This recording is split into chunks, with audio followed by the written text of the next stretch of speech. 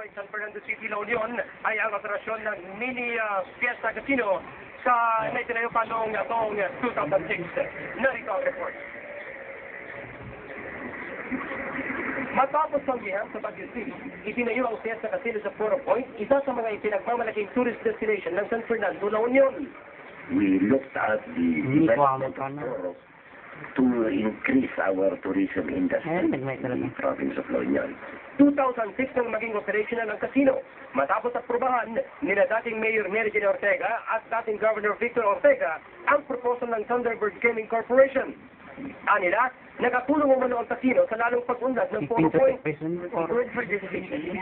And number two, Casino, of the income of the locations of Poro Point Management Corporation. I explained to the Monsignor that it was not just the putting up of a casino, but the development of the entire 65 hectare of Poro Point. Magkakaiba naman ng opinyon ng mga Tagalonian ukol dito. Mahirap ang pera na yun. Tapos pupunta ka pa doon. Hindi naman lagi may swerte. Oo naman. Kasi source na income ng city. Unti-unti na raw dinarayo ng mga turista ang Poro Point na para umanong mini Las Vegas. I think that is very far-fetched. Mini Las Vegas, napakalayo naman natin sa Vegas. Anybody who has been to Las Vegas will not even venture to compare Poro Point to Las Vegas. I don't agree with that.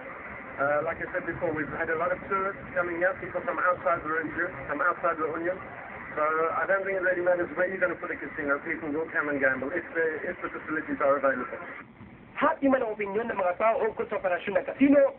Sa ngayon, naniniwala ang mag-asawang Ortega na malaki ang naitutulong nito sa pag-unlad ng turismo at ekonomiya ng La Union. George, sa ngayon ay kasama natin si Father Oliver Mendoza, ang Social Action na Pastorate Director ng Archdiocese of Lingan, Dagupan.